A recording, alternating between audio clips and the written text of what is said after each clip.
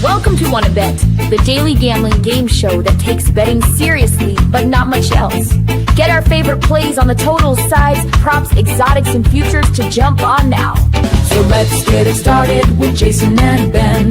Let's get it started with Jason and Ben. Let's get it started with Jason and Ben. Subject custom kere konso baba konso felino. Let's get it started with Jason and Ben. Let's get it started with Jason. Hey there, welcome to Wanna Bet. We can't wait to get it started with you guys. We can't wait to bet these games again tonight and in the future. And we appreciate everybody tuning in. I am Jason. That is Ben. This is our show. Every day, first, second, third down, 3 plays that we've made that we feel the strongest about in the last 24 hours since we last did this for us and for you guys. Fourth and long is really fourth and short. We want to give you guys a quick hitter to get you paid quickly. First inning, first 3 innings, first 5 innings, first quarter of a basketball game or a football game. Something where we can make a little money and then maybe turn that into more money during the game or just keep it in our pockets. Over time, we're drilling down on what we think are sharp and smart parlays. We don't do a ton of parlays on this show. Parlays are often sucker bets, especially when they're fed to you by people being paid by sports books to feed you sucker bets.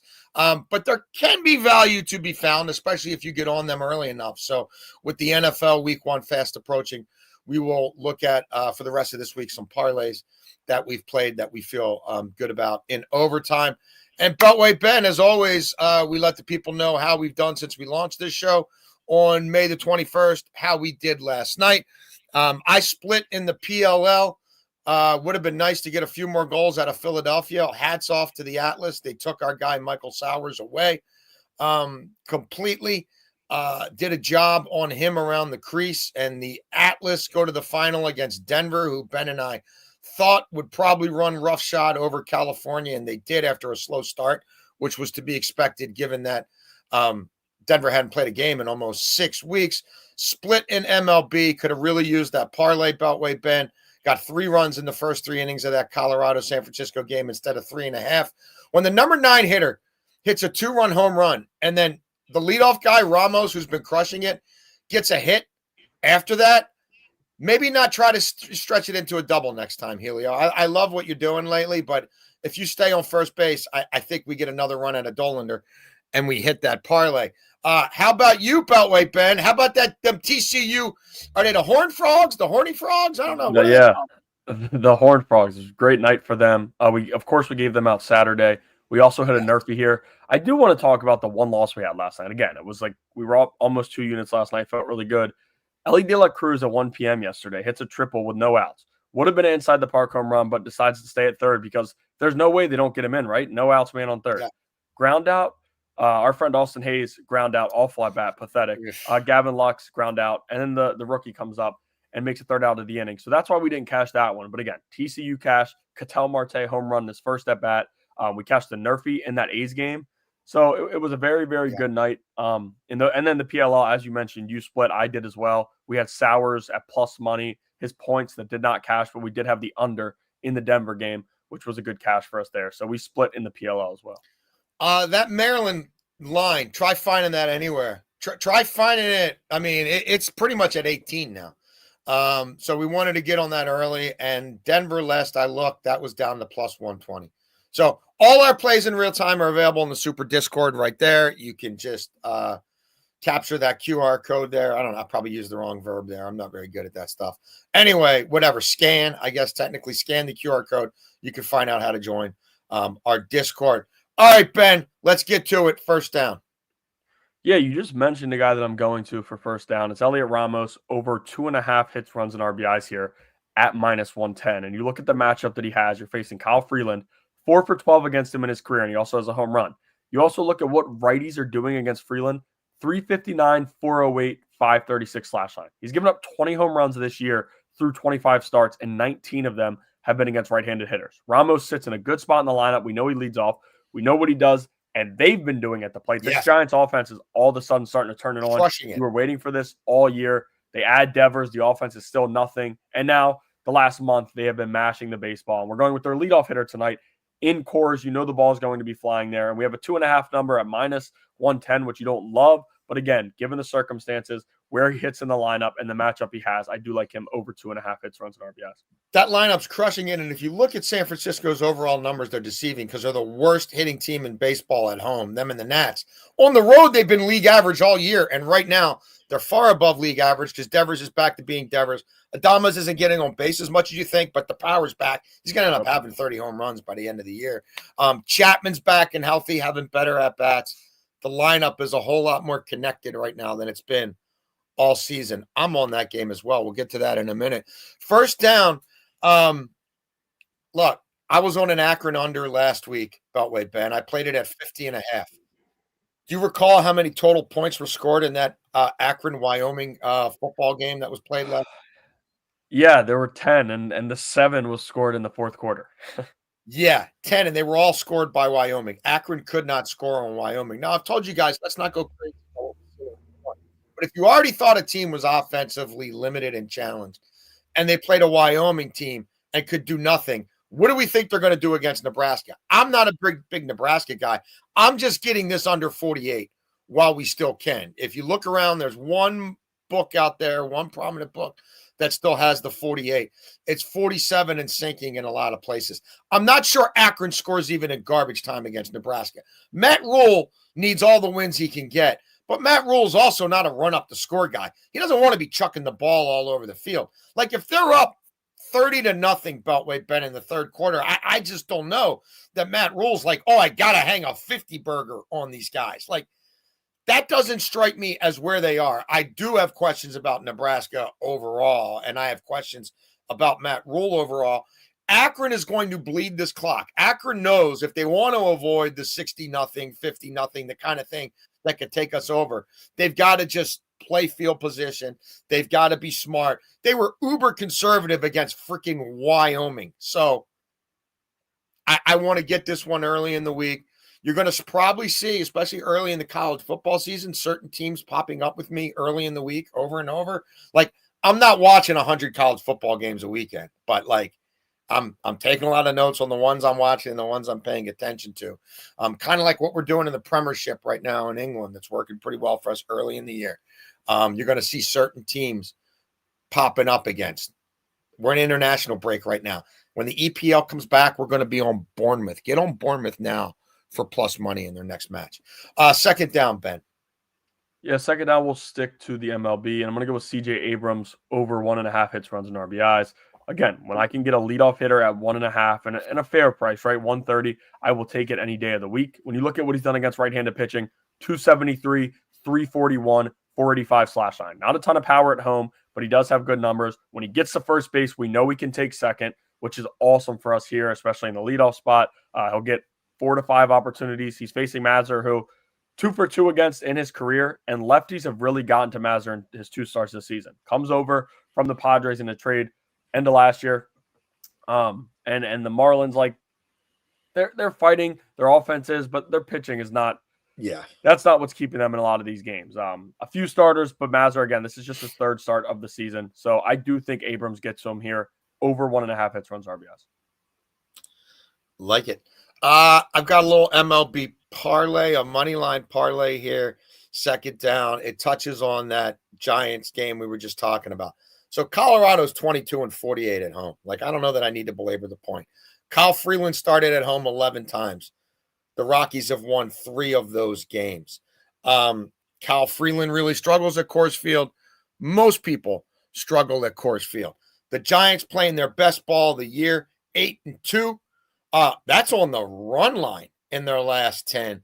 Colorado, if you just want to look at them on the run line, 4-7, their last 11. And again, we're just taking this on the money line. Logan Webb on the bump for San Francisco. Solid 3.5 ERA on the road.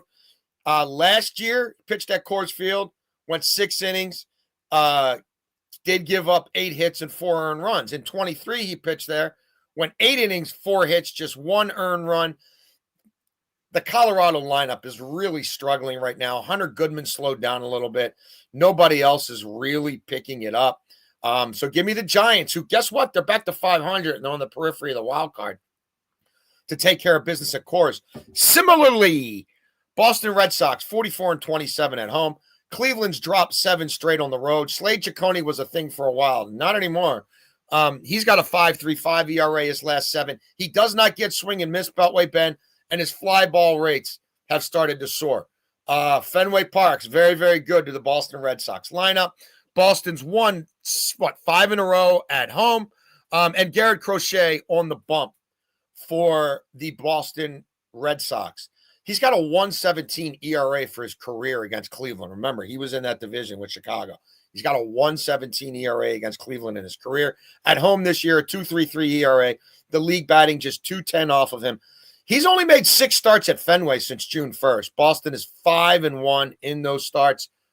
Do I think they cover on the run line like last night? I do, but we're taking money line here. So that's where we are. Third down, Ben.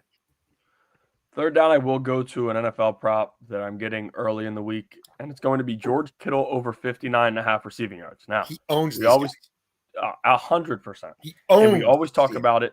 Jason has talked about it on this show where we're not going to give the books a free shout out, but you can shop around and find this at 59.5. I saw it at 64.5, 63.5.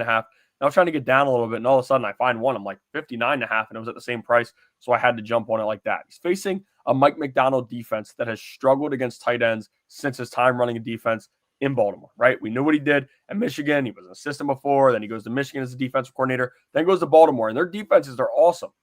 But Mike McDonald's defenses have always struggled against tight ends. And you look at what Kittle did last year against these guys. 5 catches, 58 yards against them. Ayuk, Debo, and Jennings all played. I think Jennings might play this week. He finally showed up to practice, whatever. But still, even if he plays, you don't have Debo and you don't have Ayuk. And like Ricky, I told you guys I was going to be on Ricky. That number still hasn't populated yet. And the more I think about it, the more I like Kittle because of how much he has dominated this Seattle team through his career, regardless of the defensive coordinator. And now we're getting a fair defensive coordinator, McDonald, that allows a lot of tight end easy throws. And we know they're going to be trying to set up short throws for Purdy. And we know what Kittle can do after the catch. He's one of the best in the league. This should be a strong first week for Kittle here. I like him over 59.5 receiving yards. And look, Purdy in his career against Seattle, 5-1 with a 112.5 passer rating, 12 touchdowns to 3 picks. I think we're going to see points in that game. I gave you guys a play on the over. We took it down to 41.5. We went over at minus 150. Good luck. Good luck finding that moving forward. Third down for me, Beltway Ben. We are going to Annapolis, Maryland, and the Naval Academy. And look, this kid Horvath, the quarterback for Navy, is no joke. He's not just a triple threat gimmick quarterback. He can throw the ball. He can throw the ball on the run. He can throw the ball in the pocket, and he's an absolute handful to stop. Like could he be on the periphery of the Heisman race or something? Like, I don't think it's out of the question because he's on a good team, and everybody's always rooting for Navy, and he's a great kid with a great story, and he's a hell of a football player. Beltway Ben, UAB last week played Alabama State. I'm aware. The Alabama State quarterback threw for 312 and ran for 120. He's not Horvath. The Alabama State quarterback against, oh my God, he ran for 120 and he threw for 312 against UAB. Like, bro, they scored 38 points in the second half. Did Alabama State. Like, Alabama State had 500 yards against this UAB defense. Now, UAB can throw the ball. They've got John Kitna's kid there. He was at Florida. He's back at UAB. Like, they did some stuff. They did some stuff. But Alabama State was 13 of 15 on third down. They held the ball for 34 minutes and produced 514 yards. Navy, you think of them as a run-first team. They're explosive runs. Navy can run the ball 5 times and cover 70 yards in 2 minutes and 20 seconds. So we're taking the over down to 56.5. We're taking Navy down from around 22, headed towards 23, down to 19.5 to get it under that 20. And we're getting plus money here. Like, Navy at home last year scored 49, 38, 56, 51, and then they got skunked by Tulane, and I didn't see that coming. But Last year, Navy went to UAB, Beltway Ben. They won 41-18. I'll take it. Sign me up for that right now. That catches us almost $1.50 to 1. Navy, when they're a favorite, is 6-2 to the over in their last 8. And Navy covers big numbers traditionally at home early in the year. This, you could play this some other ways, and I've played this some other ways, but I think this is my favorite way to play this game. 4th and long, like I told you guys, is really 4th and short. Quick hitters trying to get you guys and us paid quickly. What you got, Ben? Yeah, real quick on that last one. We did have UAB minus 20.5 last week. Jason was out that day. But you still gave out your play. We still gave out your plays. But that day, the day you were out, I did have them minus 20.5. And again, yesterday I used the term fraud like regularly. I saved it until 4th and long here. UAB and Trent Dilfer are frauds. They are true frauds. That defense is trash. So again, we waited a little while. We got the 4th and long. We're using fraud again because again, that's a word I like to use. So UAB. I don't think they hold Navy under 45 points. Like Navy might win this thing 55-0, 55-7, something like 55-0 is not good enough. It would have, for my purposes, have to be 56. But like, bro, Alabama State, come on now. I'm with you. I am fully with you. But 4th and long here, Cincinnati Bengals first half team total over 13.5. And like when I looked at this, I'm like, am I missing something? The Bengals who went all out in the preseason this year to try to avoid the slow start and the struggles, they're not going to score 2 touchdowns against this Browns defense. Myles Garrett, he's awesome. I don't care. Like, I don't care about what the Bengals have done week 1 in the past. I know a lot of times you point to trends. This is a different year, and this is a different offense. They went back. Joe Burrow forced their hand, made them pay both wide receivers, and I think they're going to get it done. Even the tight end, like you bring back Gesicki. So I do expect the Bengals to score a ton of points as a full game, but we're going 4th and short here. Didn't love any Nerfies today. Was looking at a few first half college plays that I think we can still get tomorrow. So I'm going with the Cincinnati Bengals first half. We're already on them on the spread. We're on them on the money line in a number of parlays. I do think these go over 13.5 in the first half. Well, and look, I don't like their defense, but Joe Flacco's no risk it, no biscuit. Like Flacco throwing a first down interception on the second series of the game and setting Joe Burrow up, you know what I mean, with some home cooking. Yeah, I'm on that game a couple different ways. I've given it out a couple different ways, and I've got one that I'll probably get to in tomorrow's show, a little parlay that I like in that game. I do have a Nerfie I like. Why do I like the Nerfie in Detroit and New York? Well, look, does it give me a little pause that A.J. Hinch is going to an opener? A little bit. The Sawyer Gibson Long kid, though, A.J. Hinch uses a pretty good feel for how he uses this. Gibson Long hasn't pitched in the first inning very much, just 2 in the third inning. He's been good there. The top of the Mets lineup, very streaky. But in general, the Mets are a hardcore Nerfie team. Okay? 79-59 to the Nerfie on the year. It's hard for me to ignore that. 41-24 to the Nerfie on the road. It's a big ballpark. A lot of things stay in there. The Mets can be home run or bust as an offense at times. They're not great with runners in scoring position. They're not great early in the game. How about Detroit? Detroit's 77-62 to the Nerfie for the season. That's top 6 in baseball. And they're facing Nolan McLean, who nobody touches him no matter what inning it is. Love to see him in Baltimore. Right. Oh, you didn't have team with a poverty major league payroll couldn't sign their draft pick. 3rd round. Okay. Whatever, Mike Elias. You want to talk about frauds. You uber fraud. You fraud among frauds. Get him out of my city. Run his ass out of here. What a joke. Well, imagine if the Orioles had a real major league general manager the last couple of years, what they could have done. Anyway, I don't want to get too crazy about Nolan McLean, but like so far, nobody's been able to touch him. And he comes out amped up. He's been great in the first inning. He's given up 1 hit. Through the first 2 innings of his 3 starts, he's given up just 1 hit so far in those 6 total innings. So, again, big ballpark, 2 Nerfie teams. The opener, I'm going to defer to Hinch on that one. I think he knows that's, Sawyer Gibson Long. It's a sprint, not a marathon. Let it all hang out. Get that top of the order without giving up a run one time. And I like McLean to do the job on the Tigers.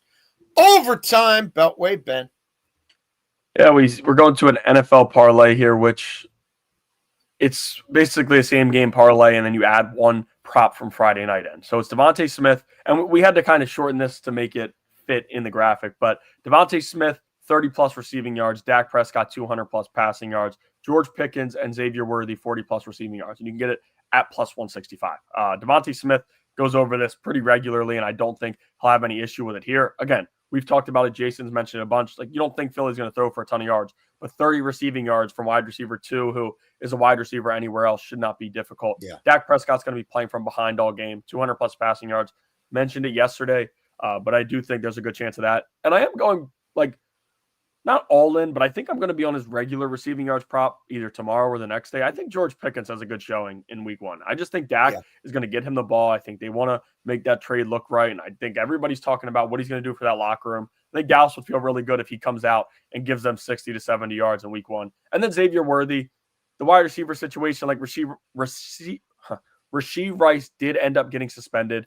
And like Hollywood Brown never really clicked in that Kansas City offense. I'm not sure if it'll happen this year. It'll be interesting to see, but I do think Xavier Worthy, 40-plus receiving yards, that's like the closest to him and George. Those two on the bottom are the ones that get us to that plus money. So I like it at plus 165.